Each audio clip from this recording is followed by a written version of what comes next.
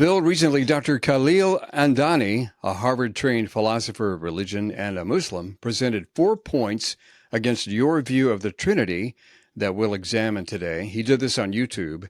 And, it appears that he tried to represent you accurately. And Mhm. you went through your material.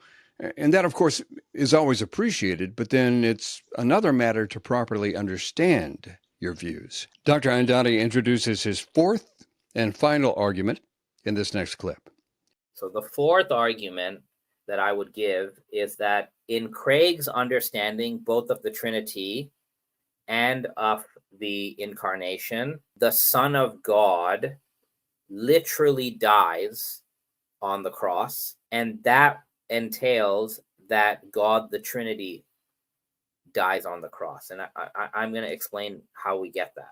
Okay, he'll elaborate some more. That's just an introduction. But Bill, has there ever been a legitimate view in Christianity that allows for the death of one of the persons of the Trinity? Absolutely, Kevin. This is something that became very clear to me in my recent study of Christology in reading the Church Fathers. The Church Fathers freely affirmed things like God the Son died on the cross, just as they affirm that Mary, the Virgin Mary, was the mother of God. Now, they didn't mean that God died in his divine nature or that in his divine nature God was born of Mary.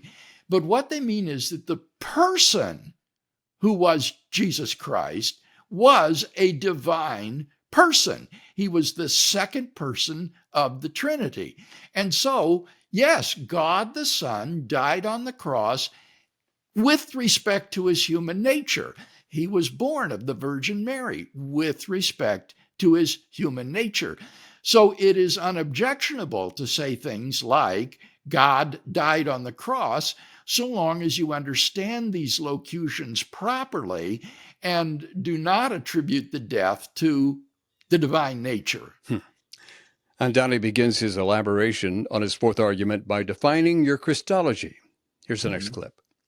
So firstly, what is Craig's view of Christology or the incarnation? So Craig believes differently than most Christians. Okay, most Christians believe that Jesus, the Son of God, the divine person, assumed a human nature, and what the Son of God assumed was a human soul and a human body.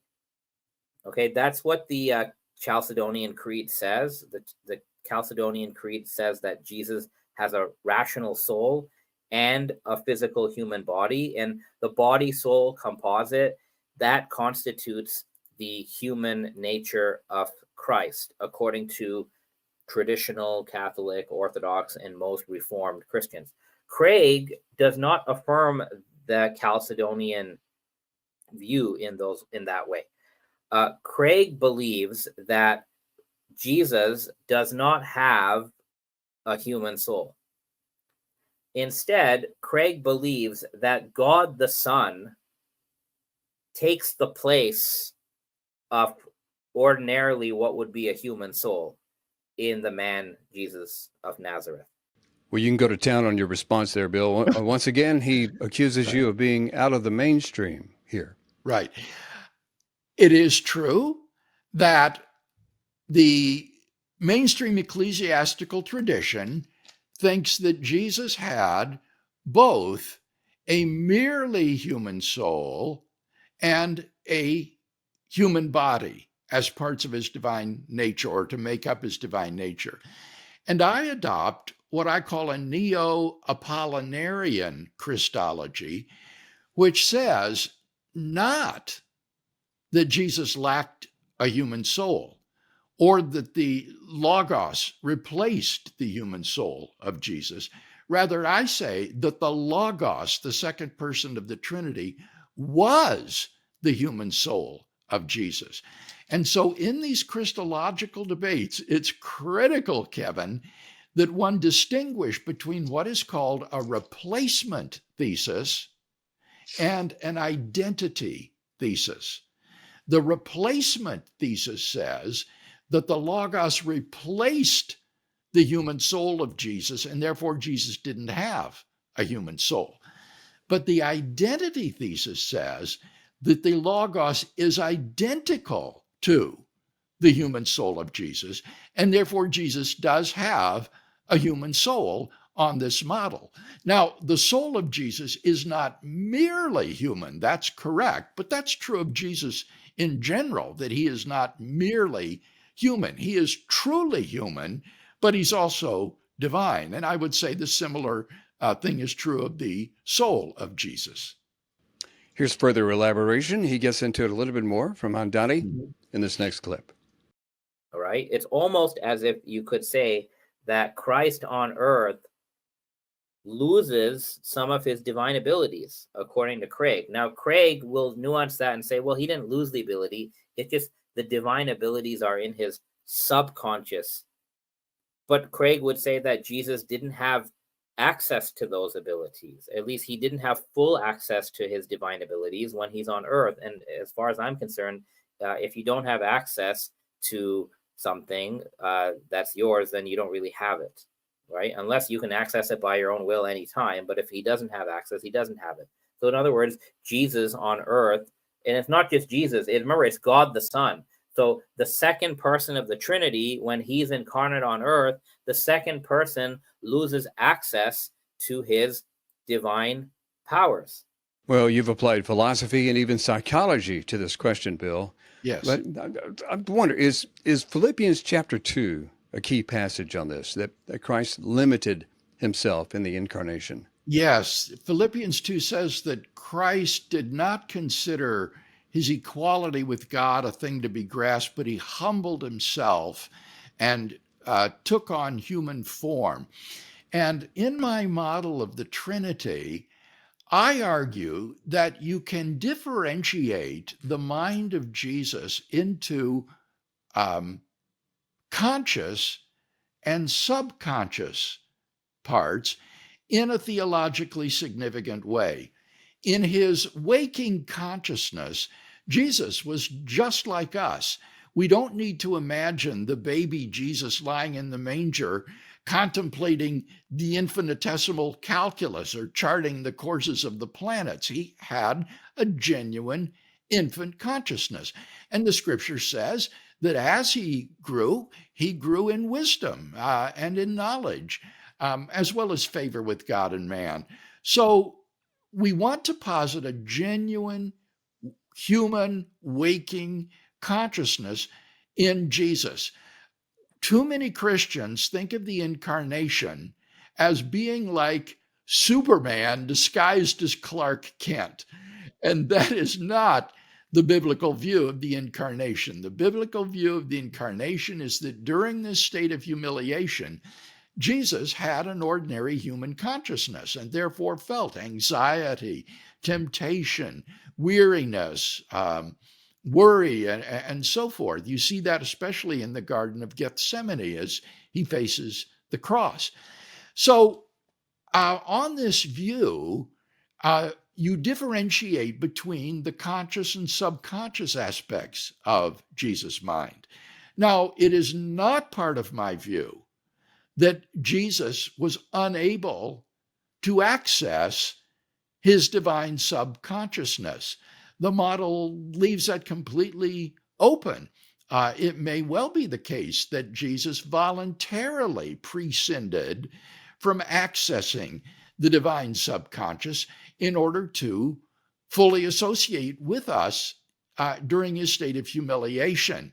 So that's just not a part of the model. The model simply holds that during the state of humiliation, Jesus did not draw upon his divine subconscious in regular, frequent ways. Now, perhaps on occasion he did, for example, with regard to prophecy. Perhaps that was the bubbling up of divine subconsciousness into conscious awareness, or with respect to his own divinity. I think that would be another example of something of which he became aware as he grew up. So I think there is a percolating, as it were, of the divine subconscious into the conscious life of Jesus, and this may well have been under his control. He could have simply voluntarily prescinded from drawing upon these resources. So I think Dr. Andani is really chasing at bugbears here. It's just not the view. One more clip for today. Here's the final one. Andani concludes his fourth argument. God the Son became not just, emotionally separated from God, but God the Son became ontologically separated from the God the Father. Basically, the Son of God gets ripped out of the Trinity. If Jesus does not have a human soul, and it is God the Son who's experiencing the suffering on earth and the death on the cross, and if Jesus' suffering is separation from God, which is what Craig believes in, then God the Son separated from God the Trinity. It's almost as if 1/3 of the Trinity was ripped away from the whole. One objection to what I'm saying, Craig could come and say, look, I'm not saying that Christ suffered in his divinity. I'm saying he suffered in his human nature. I don't think Craig can make this move and say the suffering and death of Christ is only in his human nature, because under Craig's nominalism, there is no human nature. Under nominalism, there's no such thing as universal humanity that every particular human being, including Christ, gets to partake in. Number one, Craig believes that Jesus doesn't have an actual human soul, so he's missing something that seems to be integral to human nature. But under nominalism, which Craig believes in, humans don't have a nature. Every human is a bare particular, and the incarnate Jesus is also a bare particular. And Jesus, even in a human body, he doesn't share anything in common. He shares no nature with the rest of humanity. It's actually God the Son who suffers on earth, who experiences a limitation of his own divinity on earth. And then God the Son has the experience of separation from the Father. The Trinity itself becomes unraveled.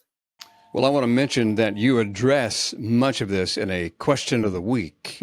Question of the week number 81, fictionalism and the two natures of Christ, Bill. But go ahead and respond to what we just heard. Well, I think here we see how those previous misunderstandings really come home to roost in this final clip.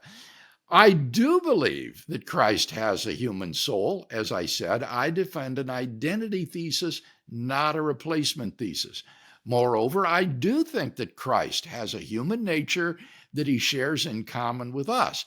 I just don't think that his human nature is an abstract object that exists beyond time and space, to which he stands in some sort of exemplification relation. I'm simply an anti-realist about those sorts of things. But I will affirm exactly the truths that is meant to affirm, namely that human beings are made in God's image and therefore are personal, self-conscious, intentional, free agents endowed with intrinsic moral value. I affirm, of course, all of those things. And so I agree, Christ, or God the Son, dies on the cross with respect to his human nature. Now, what is that? What does that mean? Well, death is the separation of the soul from the body. And in dying on the cross, Christ's soul is separated from his body. Moreover, the separation that the Son experiences on the cross is not an ontological separation. This is where Dr. Andani's pie chart really becomes misleading. I'm talking about a relational separation. God the Son experiences alienation and estrangement from God the Father as he bears the sin of the world and the punishment for that sin that we deserved. And so he cries out, my God, why have you forsaken me?" as he experiences that relational separation or alienation from God. But there is no ontological separation whatsoever. The Trinity doesn't fall apart. Jesus is fully divine. It is simply that in his waking human consciousness, he who never experienced alienation from God now experiences that on our behalf in bearing the punishment that we deserved for our sins.